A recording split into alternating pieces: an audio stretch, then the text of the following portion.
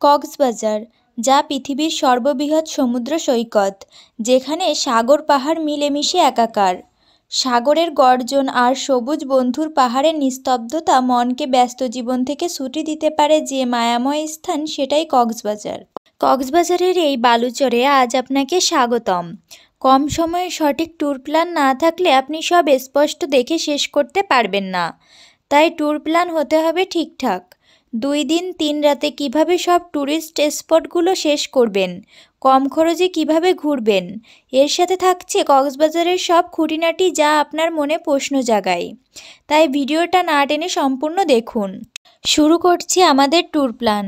ঢাকা থেকে রাতের গাড়িতে রওনা দিয়ে সকাল 7টায় পৌঁছালাম কক্সবাজারের কলাতলী বিচ সংলগ্ন ডলফিন মোড়ে। শ্যামলী, হানিফ, গ্রিন লাইন সহ আরও অনেক বাস আছে। 1000 থেকে 1500 টাকা ভাড়া।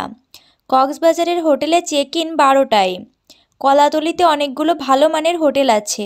রিক্সা চালক বা অটোওয়ালার কথায় কোনো হোটেলে উঠবেন না, নিজে দেখে শুনে বুকিং করবেন। ভরপুর সিজনে আসলে আগে থেকে বুকিং করে আসা ভালো। কক্সবাজার এক্সপ্রেসের বিস্তারিত শেয়ার দিয়ে টাইমলাইনে রাখতে পারেন, কাজে লাগবে। টিকিটের মূল্য: ঢাকা টু কক্সবাজার শোভন চেয়ার ভাড়া 695 টাকা, স্নিগ্ধাতে এসি চেয়ার ভাড়া 1325 টাকা, একই কক্সবাজার থেকে। ঢাকা থেকে কক্সবাজার অভিমুখী সাপ্তাহিক ছুটি সোমবার রাতে, আর কক্সবাজার থেকে ঢাকা অভিমুখী সাপ্তাহিক ছুটি মঙ্গলবার দিনে। সাধারণত সিজনে হোটেলের ভাড়া শুরু হয় 1500 থেকে 2000-এর আশেপাশে। ছুটির দিনে এ ভাড়া আরও বেশিও হতে পারে। সকালের নাস্তা সেরে নিতে পারেন কলাতলী ডলফিন মোড়েই কোনো একটি রেস্টুরেন্টে। রাঁধুনি, শালিক, পালঙ্কি এখানকার কয়েকটি জনপ্রিয় হোটেল। আজকের দিনটা আমরা কক্সবাজার শহর সংলগ্ন যে বিচগুলো আছে সেখানেই কাটাবো। কক্সবাজার শহর সংলগ্ন বিচগুলো হলো কলাতলী বিচ, লাবণী বিচ ও সুগন্ধা বিচ।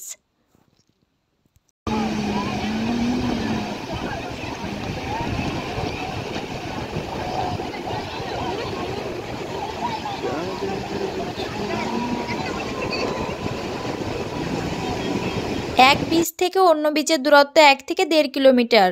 বিচ রোড থেকে হেঁটে সৌন্দর্য উপভোগ করতে করতে যাওয়া যায়। আমরা দুপুরবেলায় গোসল করতে এলাম। এটা হলো কলাতলী বিচ। এবার আমরা সামনের দিকে এগোচ্ছি।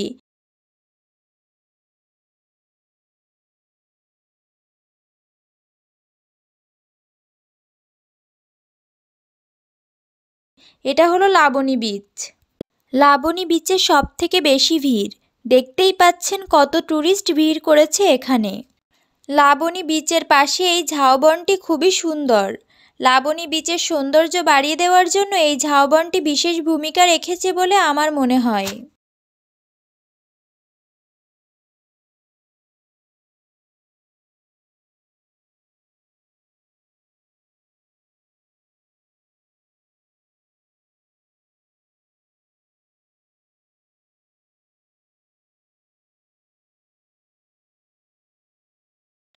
সুগন্ধি বিচের ভিউও প্রায় একই রকম, তবে সুগন্ধি বিচের পাশে যে বার্মিস মার্কেটটি রয়েছে, মার্কেট করার জন্য এই জায়গাটা সবচেয়ে ভালো এবং কম দামে পণ্য পাওয়া যায় এবং কালেকশনও অনেক বেশি।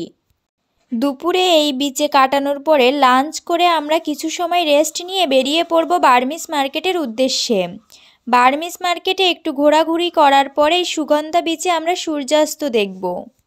তারপরই আমাদের প্ল্যান থাকবে কক্সবাজারের সমুদ্রতলের সৌন্দর্য দেখার জন্য রেডিয়েন্ট ফিশ ওয়ার্ল্ডে যাওয়ার। সেখানে টিকিট প্রাইস জনপ্রতি 300 টাকা। তবে হোটেল থেকে কথা বলে গেলে ডিসকাউন্ট পাওয়া যেতে পারে, কারণ কোনো কোনো হোটেলে ডিসকাউন্ট থাকে। আপনি যে হোটেলে থাকবেন সে হোটেলের রিসেপশনে কথা বলে দেখতে পারেন।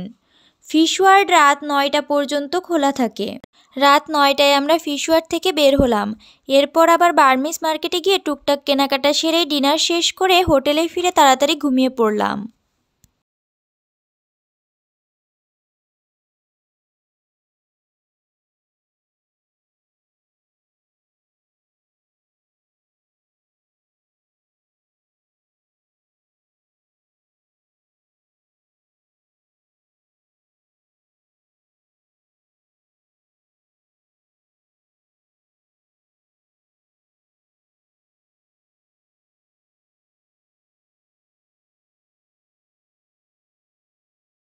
আজকে আমাদের ভ্রমণের দ্বিতীয় দিন।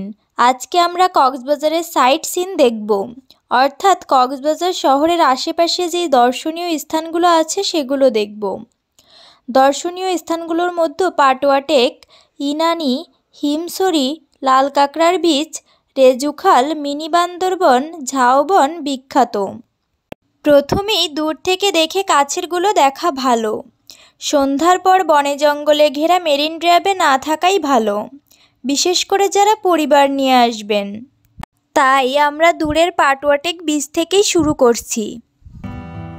মেরিন ড্রাইভ রোডের একদিকে রয়েছে উত্তাল সমুদ্র সৈকত, আর অন্যদিকে রয়েছে সবুজের ঢাকা ছোট বড় পাহাড়।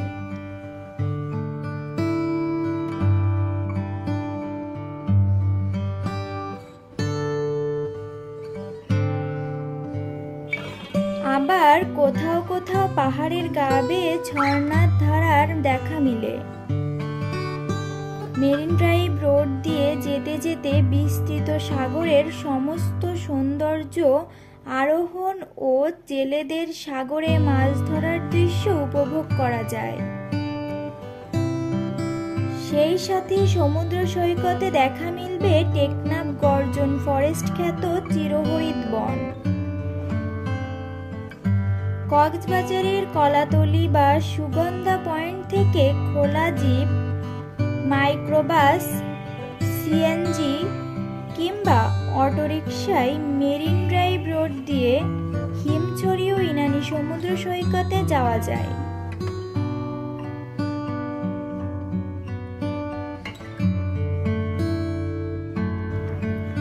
কক্সবাজারের ডলফিন মোড় থেকে সিএনজি বা ইজি বাইকে রিজার্ভ ভাড়া 800 থেকে 1000 টাকা।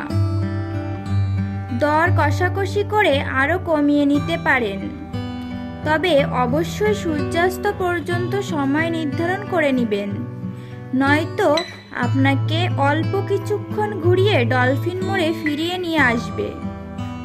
কক্সবাজারের কয়েকটি উল্লেখযোগ্য সমুদ্র সৈকত যেমন কলাতলি, সুগন্ধা, লাবণী বিচের কথা তো আমরা সবাই জানি, কিন্তু আমার মনে হয় সবচেয়ে সুন্দর বিচ পাটুয়া টেক বিচ।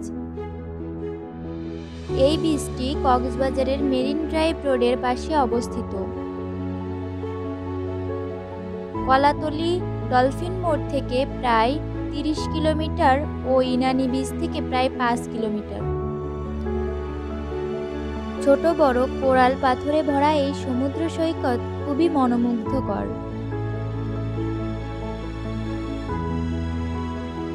স্থানীয়রা এই বীজকে পাথরের রানী বীজও বলে থাকেন।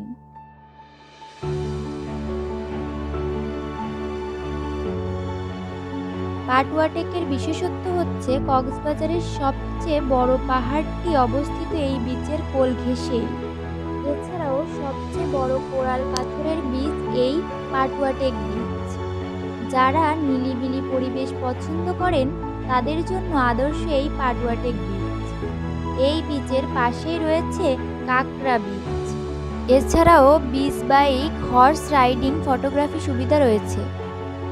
মেরিন ড্রাইভ সড়কের এক পাশে পাথুরে গাঁথা বিশাল সমুদ্র আর অন্য পাশে বলয় জুড়ে পাহাড়ের বিস্তৃতি।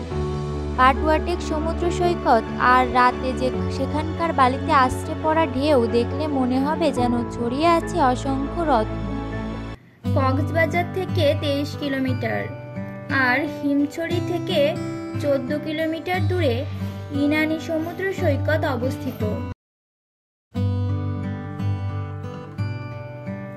সাধারণত বিকেল বেলায় ইনানি সৈকত ভ্রমণের জন্য আদর্শ সময়। বিকেল বেলায় পর্যটক তুলনামূলক কম থাকে, আর সাথে অপূর্ব সূর্যাস্ত দেখার সুযোগ হাতছাড়া করা পরবর্তীতে আপনার আফসোসের কারণ হতে পারে। এছাড়া টেকনাফগামী মেরিন ড্রাইভ রোড দিয়ে ইনানি বিচে যাবার সময় হিমছড়ি পাহাড়, সমুদ্র তীরের সাম্পান, নারিকেল ও ঝাউবন গাছের সারি আর চারপাশের প্রাকৃতিক দৃশ্য দেখে আপনার ভ্রমণের সমস্ত ক্লান্তি দূর হয়ে মন প্রফুল্ল হয়ে উঠবে।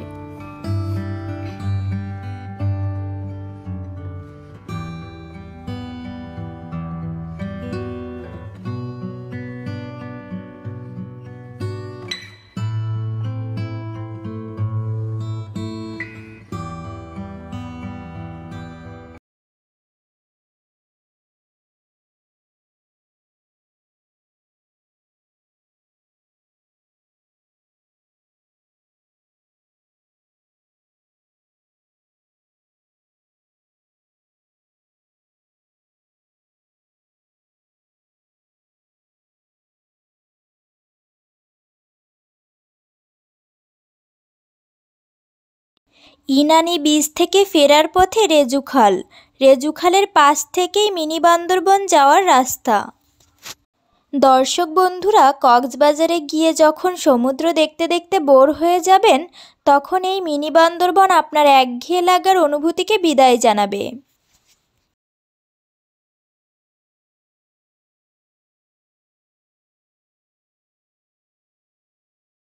বান্দরবনের মতো আঁকাবাঁকা রাস্তা পেরিয়ে যেতে হয় এই মিনি বান্দরবন। অপূর্ব সুন্দর শ্যামল এই স্পট না দেখলে আপনার ট্যুর অসম্পূর্ণ রয়ে যাবে।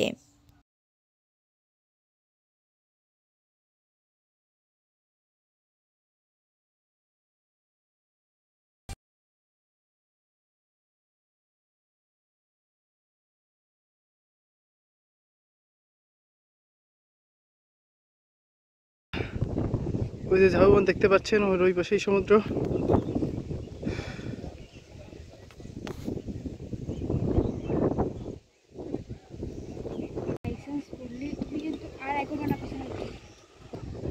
বিশাল বড় একটা মেঘ দেখো মাঝখানে পড়ছে।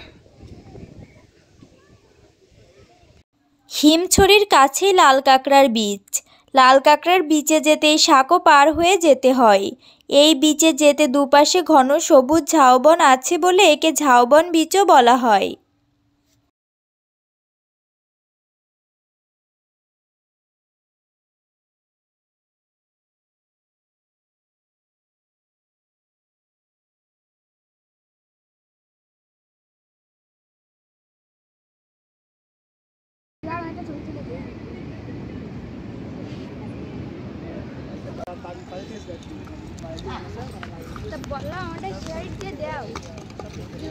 আরে দিছি তো। ভিউয়ার্স, আমাদের আরও একটি নতুন ভিডিওতে আপনাকে স্বাগতম। আজকে আমরা যাচ্ছি হিমছড়ি পয়েন্টে। আপনি যদি আমাদের চ্যানেলে নতুন হয়ে থাকেন তাহলে চ্যানেলটি সাবস্ক্রাইব করতে ভুলবেন না। আর যদি অলরেডি সাবস্ক্রাইব করে থাকেন তাহলে থ্যাংক ইউ সো মাচ। হিমছড়ি পয়েন্টের তিনটি অংশ: হিমছড়ি সমুদ্র সৈকত, হিমছড়ি পাহাড় ও ঝর্ণা। হিমছড়ি পয়েন্টে এসেই 23 টাকার টিকিট কেটে ভিতরে প্রবেশ করলাম। ভিতরে রয়েছে দুইটি স্পট, পাহাড় ও ঝর্ণা। প্রথমে পাহাড়ে উঠছি। হিমছড়ি ঝর্ণাকে বলা হয় শীতল পানির ঝর্ণা। তাই প্রথমে কষ্ট করে পাহাড়ে ওঠার পর ঝর্ণার শীতলতায় ক্লান্তি দূর করা মন্দ হবে না। আপনারাও চাইলে এই টেকনিক ফলো করতে পারেন। প্রথম থেকে সিঁড়িগুলো অনেক খাড়া, তাই উঠতে বেশ কষ্ট হচ্ছে।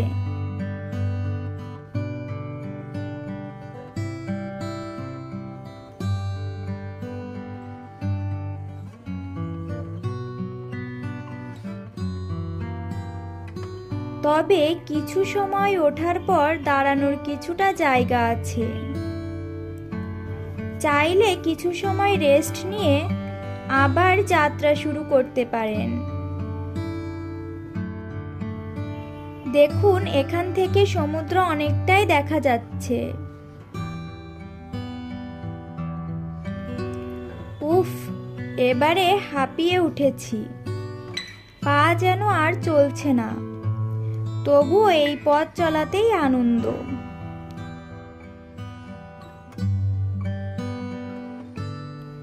পাহাড়ের উপর থেকে বিচ ভিউ অনেক সুন্দর হয়ে থাকে। সেই আশাতেই পথ চলা আনন্দদায়ক বটে। আরো কিছুটা উঠতে হবে।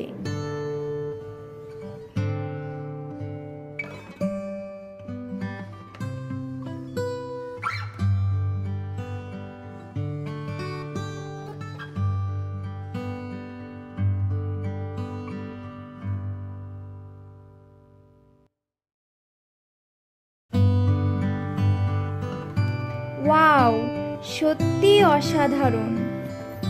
এত সময় কষ্ট করে ওঠা সার্থক।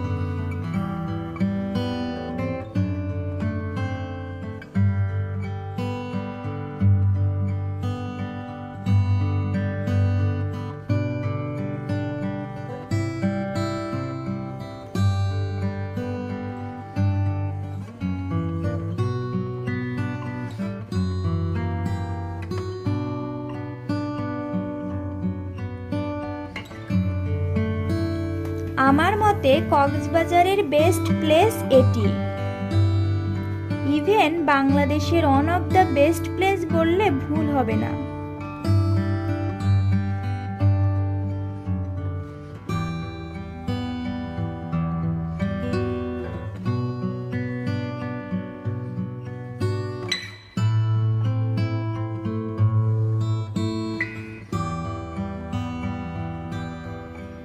এবার নামার পালা।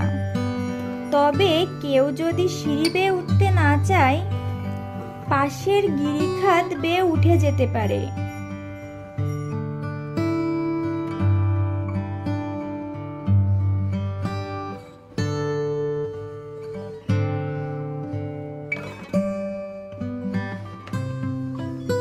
এবার যাত্রা শুরু ঝর্ণার দিকে।